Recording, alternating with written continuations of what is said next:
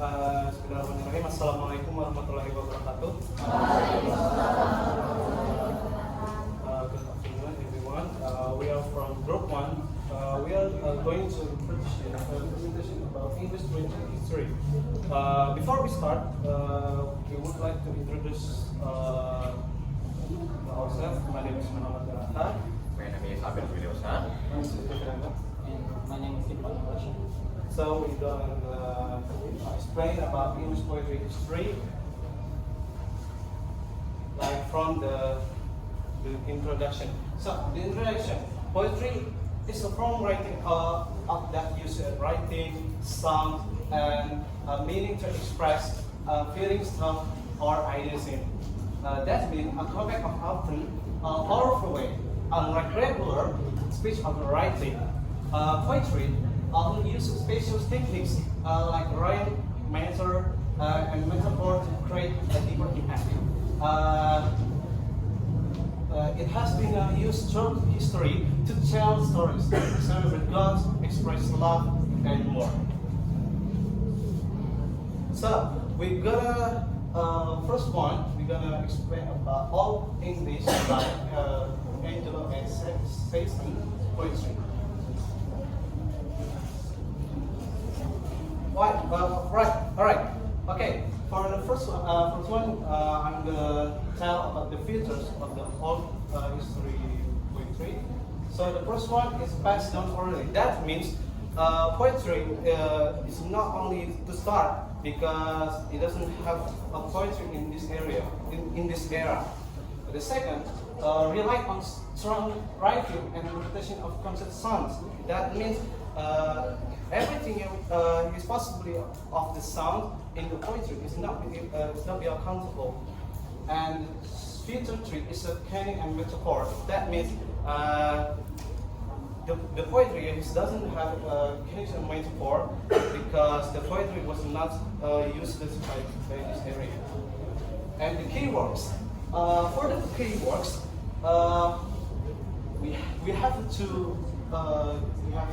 The first is Beowulf. The most famous Old English epic is explores them of heroes and faith. So the Beowulf have created a poetry to tell about the hero of Beowulf, right? And the second is the Deceiver and the Wanderer, a sad that explores this of exile, loss, and the temporary nature of life. For the themes, we have included heroism, faith, and religious elements that mix early Christian influence with pagan traditions. Alright, so this is example the poetry from Beowulf and William Wendell Lawrence. And we are sorry because the PNG is not the highly this like it's like this poetry and this this is title of the William Wendell Lawrence. Next. So the two is Middle English poetry. This area become from 1066 and to 1,500. Sorry.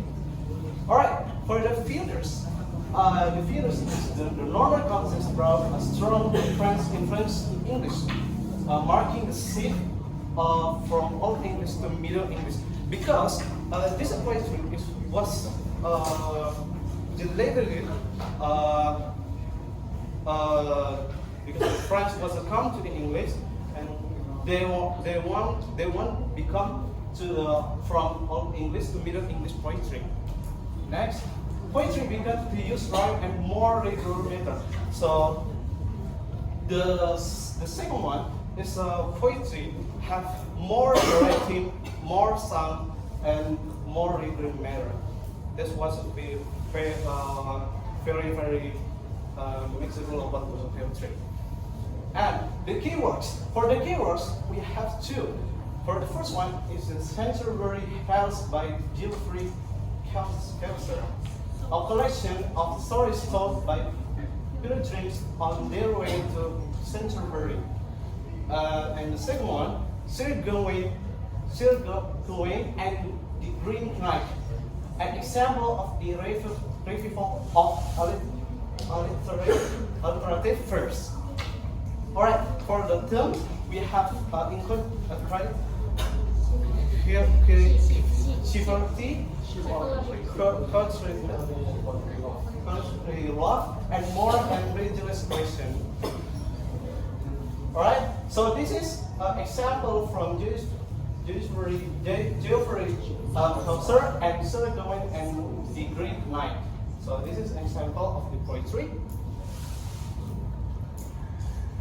So the next one is the Renaissance period from 1500 till 1660.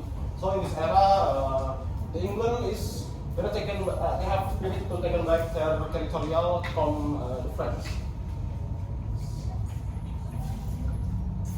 So in this same period, there are some features.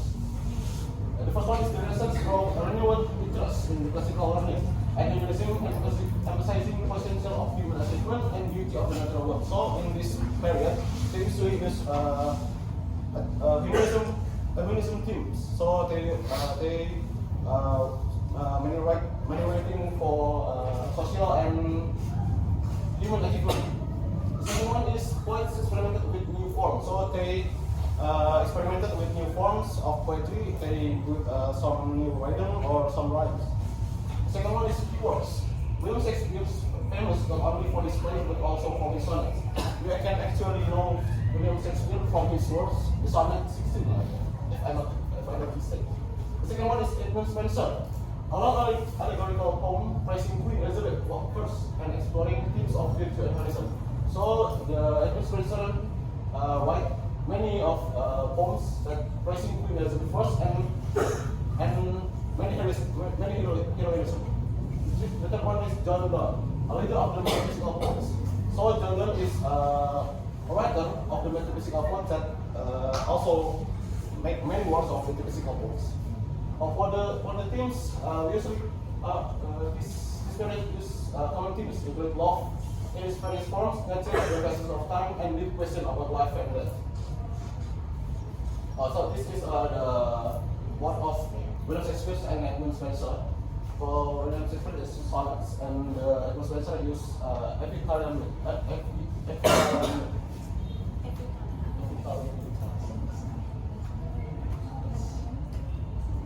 One is the Restoration and 18th century, from 1660 until 1790.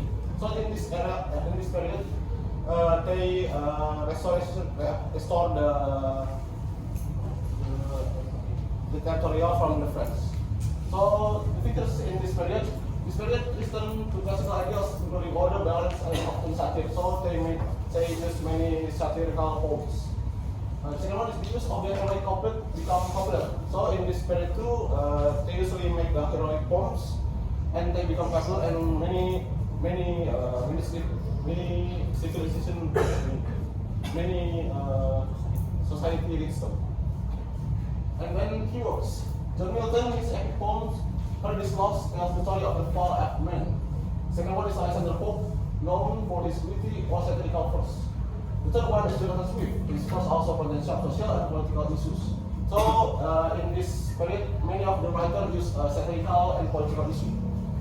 And the themes is this period often deals with themes of social justice, morality, and human nature. And this is the work of John Milton and Alexander Pope.